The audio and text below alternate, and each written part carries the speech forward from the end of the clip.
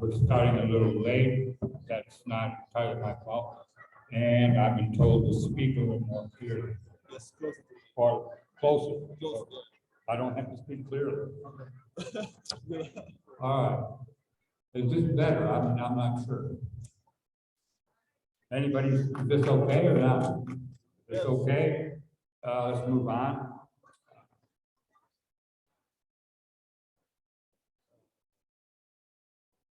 Okay. Well, as you know, as a reward for putting up with all these transporters yesterday, you want to do some more today? I didn't think so, you know, but you put up with it, so we'll just have some fun today, okay? Learn a little bit about swallowing and problems with that. And this is obviously a cartoon, but basically mastication, another word for chewing. We now know that you see this, well, for some people this may stimulate nauseous secretion of the salivary gland, and for others it'll be a very pleasant secretion, okay? Anyway, salivary secretion is going to go up, okay? And now you've got to prepare this material to enter your GI tract. And this is a little bit too big to swallow, right? So you're going to have to chew it. That's called mastication. I'm not going to get involved with that. That's mostly anatomy. But supposedly your mouth's usually closed. Then you have to open it to put it in, right? Okay. Then you have taste to decide whether you're going to keep it or you're going to spit it out. Okay. And then you have reflexes that are triggered by mechanoreceptors respond to mechanical things. And so as the food bolus triggers these mechanoreceptors, the jaw relaxes. Then when the jaw relaxes, if the mechanoreceptors are offloaded, and so it contracts again, it just keeps going. But you have control over that, obviously. You can decide you're going to chew or not chew. Okay, the cycle repeats. Basic function is to, hopefully, if I'm not speaking loud enough, let me know again or close enough. You're going to reduce the size of the material so that you can swallow it. That's basically what you're doing. Mixes it with saliva. Mucus coats some of the particles, should they be sharp, accidental cartilage or bone that you bit off or something, that helps to soften the blow to the esophagus. And also there's some evidence that mechanical chewing can disrupt plant cell walls, mostly cellulose, and we'll get to that. We can't process that.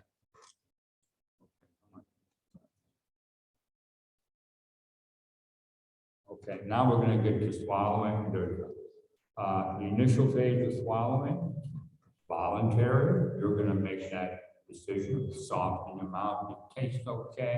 You're going to decide. So you're going to move. This is the bolus here in green. We'll have the same color key in the next few slides. Hard palate. This is your soft palate. And epiglottis. This is the red tongue.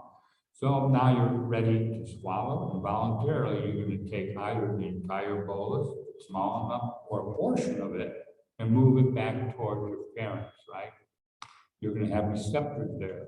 And all of a sudden, this voluntary act turns involuntary. Now you've triggered this, I love this, swallowing center, okay? Easy to remember, right? and it's in the amygdala, and from then on, it becomes involuntary. And you lead to the pharyngeal phase, and that's in here. Okay, just the, I think nasal, I'll show you that later. Nasal, oral, and laryngeal, pharyngeal phase. Okay, I gotta keep that. All right, the pharyngeal phase, as mentioned, is involuntary, and this is your soft palate. It goes up. Okay, and this is your epiglottis, it goes down. The green is your bolus, okay? And this is the trachea over here, right? And now we're opening up the esophagus here, okay? Now, this is what I mentioned before. This is the pharynx. So you have nasal pharynx, oral, laryngeal pharynx. What's the point of this slide? The same pathway that you're going to use to swallow you also use for breathing. For example, in breathing, yes, you can breathe through your mouth. You can do it right now. Go Dr. Nose, and you'll continue breathing, right? Or you can breathe through your nose, not a problem. Now with swallowing, you're going to be removing a bolus of material into the same common pathway that's used for breathing. So unless you pull up your soft palate and close off the nasal pharynx, you're going to have nasal regurgitation. And I think you've either seen that in movies or from colleagues or somewhere else. If you're drinking something and you decide to laugh, it's going to come out of your nose. Okay, that's what's happening. All right, the same pathway. And what's more dangerous, detrimental to the human, is pulmonary aspiration. That's moving into your trachea. And then you have to deal with Heimlich maneuver. Have you ever heard that? Yeah. You get that in first aid or something, Heimlich maneuver, trying to dislodge something. But then you can't breathe once it's covered the trachea. And so the epiglottis goes down to prevent anything entering, usually entering the trachea. If some liquid or something does dribble in, you'll start coughing to get rid of it. Okay? Make sense? So far, so good. Have fun now. So once all this occurs, the soft palate goes up, epiglottis goes down, and the bolus is now moving the upper esophageal sphincter. There's a sphincter in the upper esophagus that opens, okay? And it opens and allows the bolus to now enter the esophagus, okay? And now this starts the esophageal phase of swallow, okay? And that's what we're mostly covering today. Let me know if I'm not close enough to the mic. Okay, the upper esophageal. Why did that show up there? I'll have to remember that in the future. The upper esophageal sphincter is a zone of high pressure. Okay, it's called a functional sphincter. The exact identity of the sphincter is not exactly clear, but they blame it on my dad is bad. I don't know if I'm pronouncing right. Inferior pharyngeal constrictor and a cricopharyngeus. IPC or CP, right? At any rate, this is a high pressure zone. You'll see later that the esophagus is in your thoracic cavity, most of it, right? And you haven't had respiratory yet. The thoracic cavity can go negative, 0 to negative pressure, so it's almost 0. And here, hopefully it's large enough, you can see that it's around 30 or 40 millimeters of mercury pressure resting. So when you swallow, it relaxes, the pressure goes down, right? Relaxing. And then after you swallow, the pressure overshoots to prevent any reflux from going backwards. Now you're going to start peristalsis. So you don't want any material going backwards. Okay, so you shut it off. And you'll see the same phenomenon in the lower esophageal sphincter. And these are recordings, electrical recordings from the muscle, IPC, CP. And I haven't read here the cricopharyngeus because they think that's the major muscle responsible. But what's pointed out here is you have activity in this muscle, tone. You know what tone means? We talk about that. There's something always going on. There's always a tone. Okay? It's not flaccid. You have muscle tone. Otherwise, you wouldn't be able to stand. You'd just be a puddle of bone and some tissue, right? But you have tone. Okay, to stand. So the same thing with these muscles up here in the upper esophageal sphincter. And now when you swallow, all that activity goes away. Okay, and then it comes back even faster, corresponding to the high overshoot pressure. Okay, so far? And all that means is that ordinarily the UES is under vagal tone. Okay, there's vagal tone. It keeps it closed. You're breathing more often than you're swallowing. Yeah, oh no, it's only the third slide.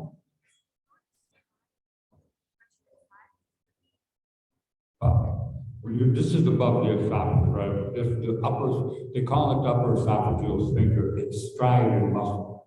I'll cover that. You swallow, and this, you see the swallow? Here, it says swallow, right? There's an arrow. They're measuring pressure in this area here. This area, okay? So if it relaxes, the pressure goes down. Does that make sense to you? If it contracts, what happens to pressure? Yeah, all they do is put pressure, nasogastric tube, we do this in humans. I'll show you more of this, okay? And you'll understand it better, hopefully. Hopefully we have time.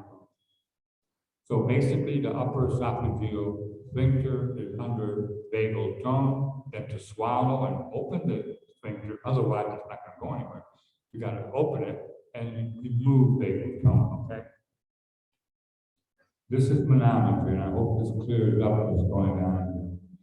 Because, okay, it was easy enough to say that there's a pressure change. If you relax, pressure goes down. If you contract, pressure goes up. Okay, if you can remember that, I'll go over it. The manometry, measuring pressure, that's all it means. They take a tube. You can do it in your office if you're private practice or something. Nasogastric tube. You don't even have to anesthetize the patient. And he swallows it, passes it down all the way down to the stomach, down to here. And this tube has openings at various places, or holes, okay? And at these openings are pressure transducers. So if you were to squeeze the esophagus here, the pressure would go up, right? You're squeezing, the pressure goes up. If you were to relax, the pressure would go down, okay? And what they can do is over time, here it says 10 seconds, they can follow these pressure changes in all these little holes all the way down, okay? So does that make sense so far? You want me to go over it again, or you got it? If it goes, okay, good. So now in red, at a contraction, the pressure will go up. So when the esophagus, when the peristalsis starts, this shows you the swallow, the pharynx contracts, right? Upper esophageal sphincter relaxes, as we pointed out on the last slide, right? The pressure goes down, and then there's a rebound contraction, okay? And you'll see that in the lower esophageal sphincter, there's also a relaxation and a rebound, and this prevents gastric material from refluxing to the esophagus, okay? The lower esophageal sphincter. But then, over time, as the peristaltic wave goes down the esophagus, these different pressure ports detect that contractile wave coming down, all right? So over time, these increases in pressure are displaced, all right? This makes sense so far. This is peristalsis. Move the material down into the stomach. Good? Okay. And a decrease in pressure, obviously, if the pressure relaxes, the pressure will go down. Okay. You got the general idea of esophagus. Now you use computer assisted, it's called high resolution manometry. And instead of pressure changes, the degree of pressure change is indicated by the intensity of a color. Okay, so it's much more sophisticated, but it's the same thing, they're measuring pressure. All right, this is what we were just talking about on the previous slide. Peristaltic wave coming down, relaxation of the lower esophageal sphincter, you know, LES, right? Can I call it that now? Upper esophageal. And this is the barium swallow. You cover that? Yeah, you must have, I'm sure. It's radiology. Yeah, a barium swallow, and basically this is to contract the wave coming down here. Contraction, contract, and you can see it's moving the material down into your stomach. Okay. So one thing to point out here, it'll become evident, is that when you swallow, this relaxation of the lower esophageal sphincter actually occurs before the contractile wave even arrived, okay? It's already occurring early, because you already see stomach filling, right? So they had to relax, right? Does that make sense? And that we'll get to that shortly. Is that okay? And if you know barium swallow, it's a radiology. Okay. Now, this is the interesting part about the esophagus. I think you must have had this in an ad, kind of a review. It's a cartoon. And we have manometry on the right side here, okay, coming down like this. And again, notice that the lower esophageal sphincter is opening before the contraction. As soon as you swallow, as soon as the upper esophageal sphincter is relaxing, so is the lower esophageal sphincter. Doesn't follow the contraction. An early event. We'll see this mediated by the vagus. We'll get to that.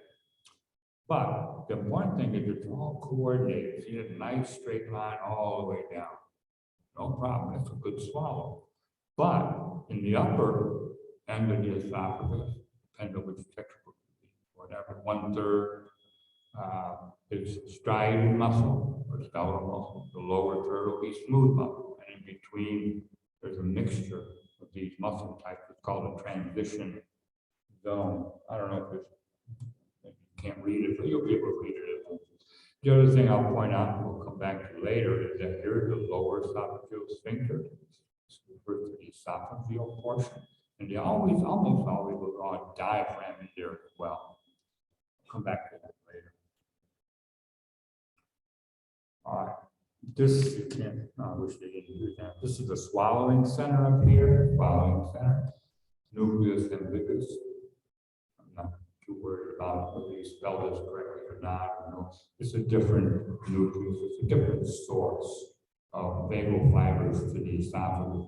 One going to striated muscle, the other one going to smooth muscle. Okay.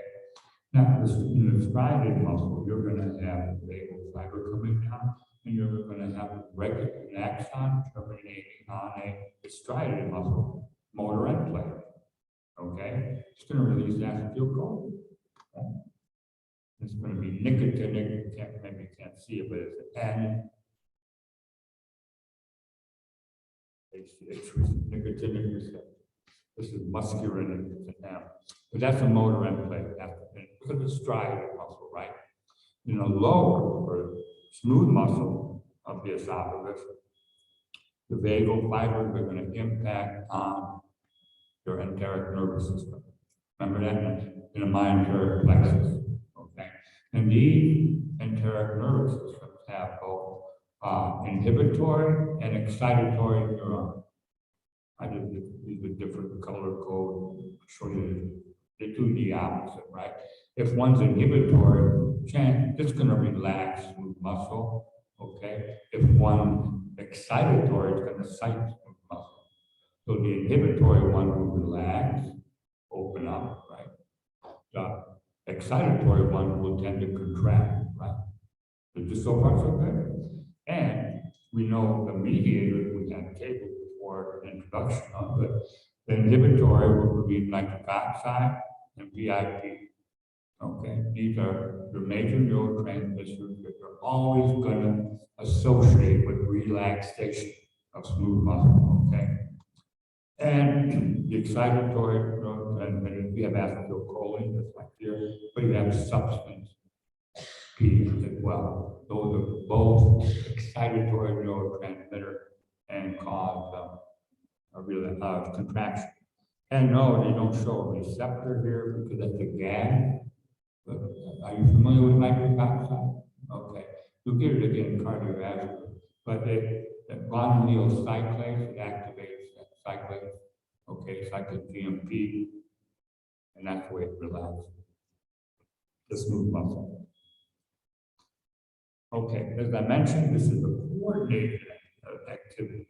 Even though you have striated here and smooth muscle, and this is showing you what we've been looking at is the swallow. Okay, and this is a little review. This is the upper esophageal sphincter, and this is coming from that nucleus ambiguous like that. Anyway, that's a motor end plate. This is the enteric nervous system in the smooth muscle. Right? We just covered that. So that's a swallow. So what do? They activated the nerve, the vagus going down to the apparent. And look what happened. The entire upper portion of the esophagus contracted. But down here at the smooth muscle, got a normal peristaltic way of moving down. That makes sense? That's fascinating. And they realized that can't work. So what they did and found out was that in the upper part of the esophagus, where it's striated muscle, these vagal fibers selectively get activated sequentially. One to this portion, then this one, then number 3. And that's how you generate this contractile pattern moving down. So in the upper esophagus, it's different fibers coming into play to keep moving that bolus. Does this make sense?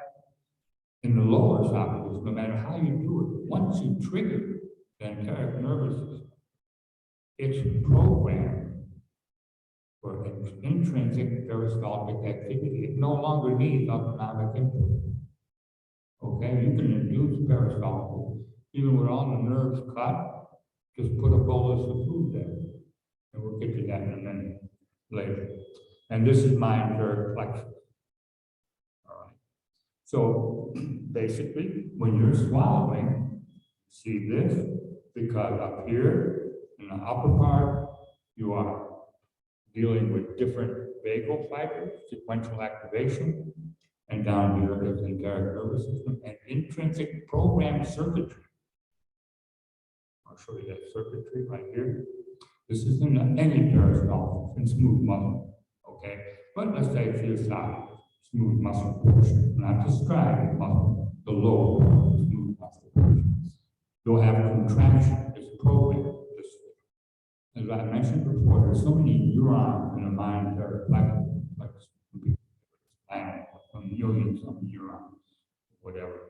But anyway, they have the excitatory neurotransmitter, acetylcholine, substance B. It causes a contraction upstream of the bolus.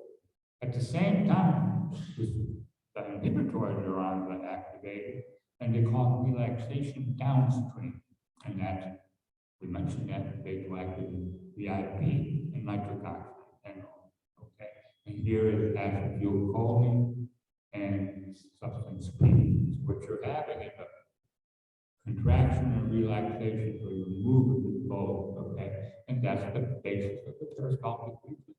It's internal circuitry. You can cut all nerves to the section, put in a bolus of some material here, you're going to get the peristaltic reflex.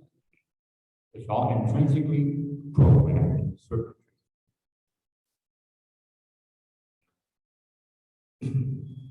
Okay, this is a summary. You know what's going on here. And this arrow just shows you that as soon as you start to swallow, as I mentioned, already the lower esophageal sphincter is relaxing, okay? We know that, and this is due to one of our favorite reflexes. It's mediated by the vagus and efferent arm. Afferent and efferent are both vagal. Okay. And this is removal of vagal tone in the upper. And here you're dealing with the enteric nervous system. And the afferent would be in the pharynx where you're swallowing. It's already started even before the contraction reaches here, okay? So there's a reflex to open up the lower esophageal sphincter, okay? And that's vagal, and again, it's in the pharynx, the afferent, and it comes down, and because it's smooth muscle, it has to interact with the enteric nervous system. And to relax it, you're going to secrete acetylcholine and substance B, right? You guys paying attention? You can't relax it with you've got to relax with nitric oxide and VIP, right? You got to start learning. Yes. Yes. Which part? Vagal tone? Okay, I sort of mentioned it up above. Vagal tone, you'll find it the same, for example, your blood vessels also have tone. Okay, basically, I don't have circles here, but if you had a big circle, okay, or medium-sized circle, if it was wide open, all your blood vessels were wide open, or this esophageal sphincter was wide open, you can't open it anymore. right? You can close it, but you can't open it anymore, all right? So there's always a tone, so it lets you open or close. And in blood vessels, the same thing. It's going from a medium-sized circle. If you want to increase flow through that vessel, you open it up. If you want to decrease flow, you constrict it. But if it's already wide open, if you need more, you can't do anything. So there's always a tone, and just like muscle tone. You're sitting instead of, skeletal muscle will help, but unless those muscles are supporting the tendons and bones, there's going to be a puddle on the floor. So you always have tone. So upper esophageal sphincter, removal of tone. You're turning off the vagus, okay? All right? And here you have the vagus going down, but it's terminating on the smooth muscle part.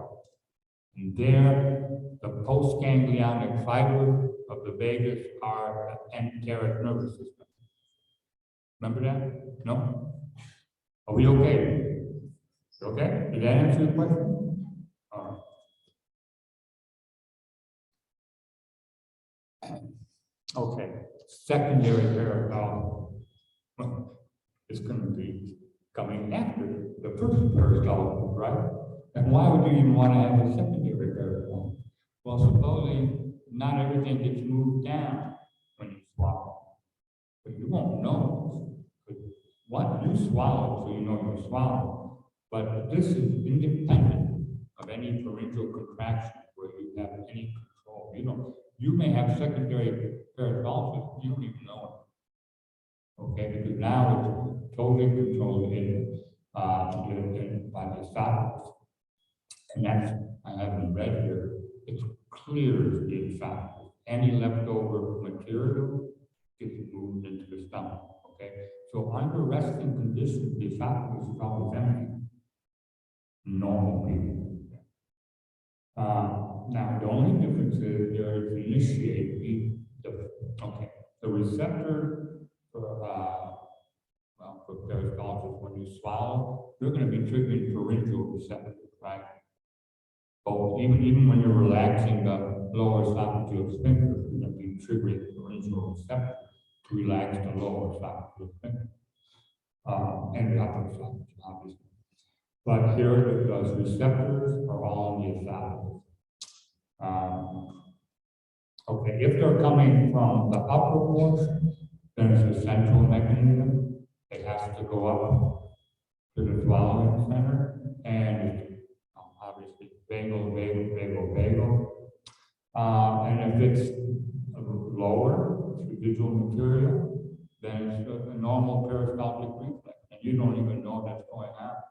You may have peristaltic activity right now, what you do, and you don't know that. Okay. And also, showing. Also, let's say something increased too much abdominal pressure or something, you've got the reflux from the stomach into the esophagus. You know the stomach makes acid, right? That acid and pepsin is going to start to hurt, irritate the esophagus, right? And so any reflux material also gets moved down, okay? And there is simple peristaltic reflex. Anything coming back up, you trigger the peristaltic reflex. If it's in the striatum up above, that's fairly rare. But down here in the smooth muscle, secondary peristalsis is used to clear residual food or prevent reflux. Okay, good. So far, no transport. Let's do that. There's something called deglutitive inhibition. Deglutition just means swallowing. And there's always going to be an inhibition. We know that. Even with sequential, you're going to have to inhibit downstream, right? But let's make it simple. Deglutitive inhibition is a disconnect. It occurs when you do multiple swallows. Now, when you're drinking water, if you're very thirsty, instead of sipping, you'll make multiple, you'll swallow many, you can finish a whole glass of water in a minute, less than a minute, right? Okay, so here's your swallow, multiple swallows in the pharynx, and this is multiple relaxation. if you don't relax the upper esophageal sphincter, it's not going anywhere, right? So you have to relax it. So these are in sync. They're responding one to one. If pharyngeal contraction, the upper esophageal sphincter is open. Make sense? Otherwise, you couldn't swallow. But what you notice is there's no peristaltic activity after you swallow. And the lower esophageal sphincter, yeah, it relaxes. Even though there's no contractile activity, we already know that it's going to relax because of vagal-mediated enteric nervous system, VIP, I know. But it doesn't rebound or come back to normal until the last swallow. Also, esophageal peristalsis does not start until the last swallow. And basically, you're using gravity to allow that material to go. And then you have peristaltic activity to move everything down. Does that make sense? And finally, after the last swallow, the lower esophageal rebounds to prevent any reflux. And you had multiple swallows, okay? That's okay, right? All right. Achalasia, I think this is classic. Some people refer to it as megaesophageal achalasia. It's adult onset. I'm trying to stay close to my. Anyway, it's a progressive dysfunction of the enteric nervous system. It targets primarily the inhibitory neuron. Okay, that's what it targets. It leaves the excitatory neurons alone, the ones that make acetylcholine substance P. They're okay, but the inhibitory neuron making and releasing nitric oxide and VIP, they're progressively destroyed. That's why it's called adult onset. I don't know if anybody knows the exact cause. Some people suggest some kind of autoimmune thing. But progressively, it destroyed the inhibitory neuron of the ANS. And so, remember, this circuitry has both excitatory and inhibitory. You get rid of the inhibitory, the only ones left are the excitatory ones. And so you cause this contraction here. This is supposedly a picture taken by endoscopy. And this is a barium swallow of someone with achalasia.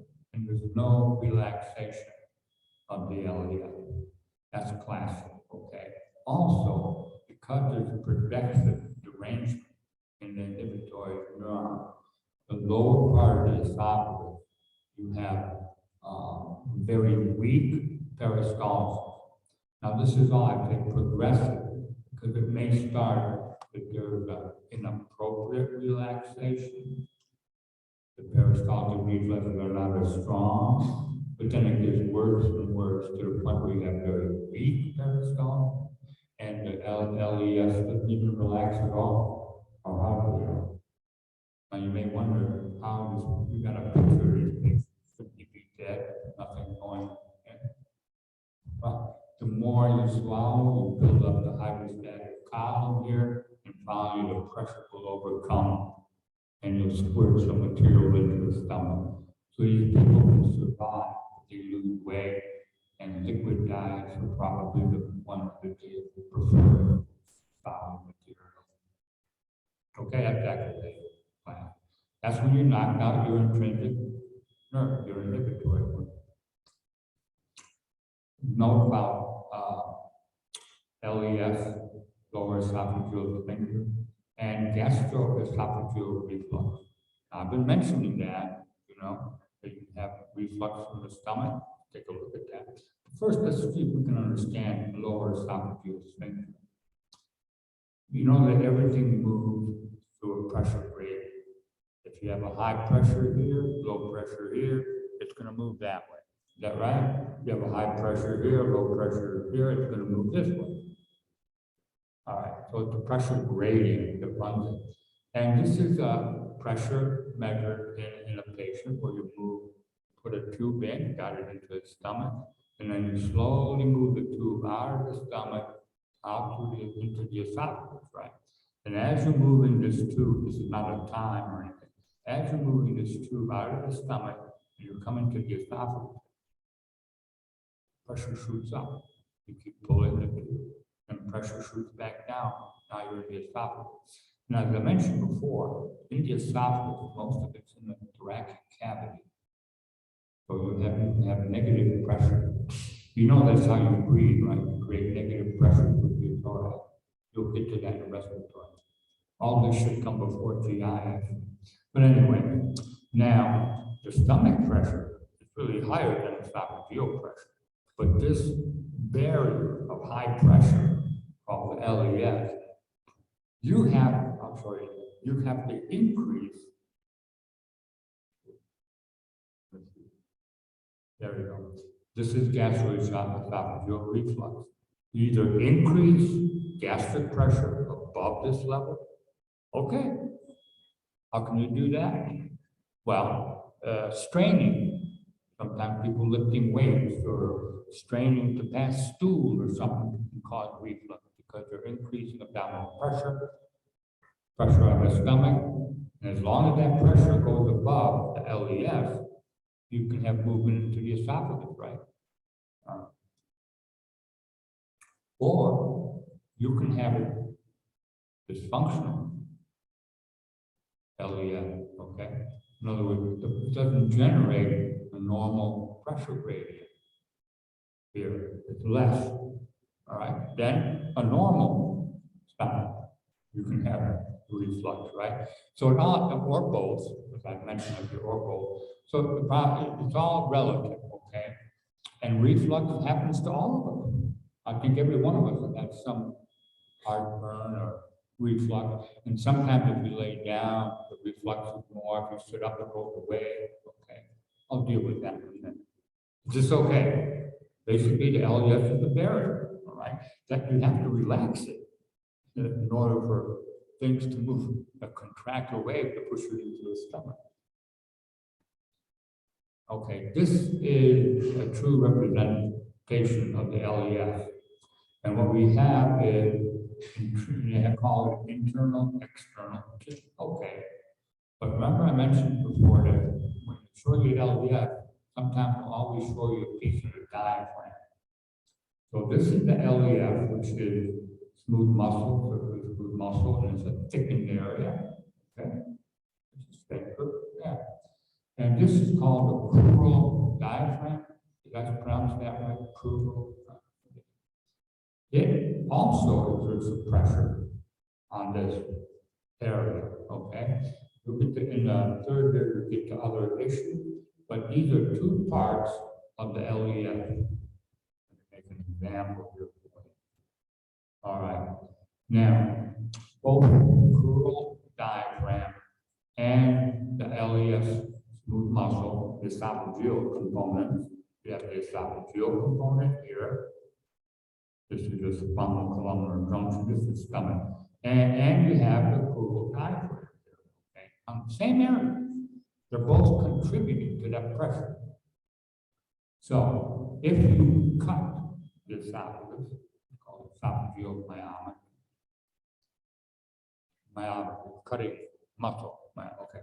So you're cutting this area, okay? This area is no longer functional, right? The only thing you have left is the diaphragm portion, right? So basically, your lower pressure and lower the esophageal sphincter goes down. So they contribute about half and half. Diaphragm, the crural diaphragm, and actual muscle, lower esophageal sphincter. Now, we've been mentioning gastric reflux. That's okay. This is called, I should have underlined it, this is called gastroesophageal reflux disease. All right? We're all going to have gastroesophageal reflux. We're going to have it occasionally, okay, some more often than others. But there's ways of dealing with it. Your system is designed to protect, to defend it. Okay? So this sort of shows you how it works. You got acid in the stomach, and stomach contract or abdominal pressure, okay?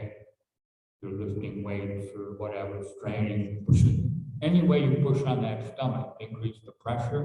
If it overcomes the lower esophageal sphincter, you mentioned you can have reflux.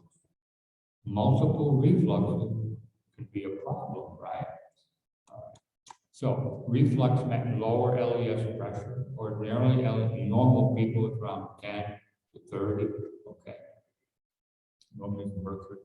And you'll always have transient LES relaxation, but people who have a tendency to have more gastroesophageal reflux can develop disease, okay?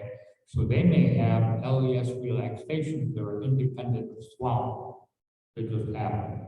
And if they have them often enough, they're getting gastric acid coming into the esophageal, right? Others, patients, they just have their LES pressure generated in that area, maybe half of what's normal. They're going to have gastroesophageal reflux more often than the normal, right? Increase abdominal pressure, weightlifting, straining, whatever. You're going to have gastroesophageal reflux more often than if you're not. This is all a matter of degree. How often you're going to have it and how caustic or dangerous is that acid in the stomach. You know the acid, if you've ever played with acid in chem lab or something, it can burn a hole in your shoe if you drop it. Okay. So what's your defense against that? We already covered one. Secondary esophageal peristyle, you clear the esophagus. If material comes up, if you've already, if you've had a lot of gastroesophageal reflux and your epithelial, squamous epithelium, whatever, is irritated already, then the next acid reflux, you may actually sense that it hurts, okay? But some people call it heartburn, doesn't feel comfortable, right? At any rate, without you knowing it, that's a stimulus. Remember that the peristaltic reflex is called secondary, but it has nothing to do with pharyngeal swallowing. It tries to clear that material, right? And then remember a salivary gland, even though you don't like the transporter, it makes bicarb, right? And saliva will also increase with any noxious stimuli. All right. So you'll be swallowing more often bicarb, which neutralizes the acid. So these are defensive mechanisms in place. But if you have an aberrant LES pressure in that area, you're going to have a problem, right? It's just how often are you going to have reflux until you develop what we call disease. All right. I think I covered everything. Okay. Then you develop, as I mentioned, a vicious cycle. You can go through it. You can start any way you want. Let's say you have a weak LES, reflux. Acid and pepsin is not going to be good for you, right? Injury. With injury comes what? Inflammation. Is that right? All right. Now you're affecting the behavior of the muscle, everything. Once you get inflammation and injury, it's not working normally, right? And so we got more reduction in the LES, less peristaltic.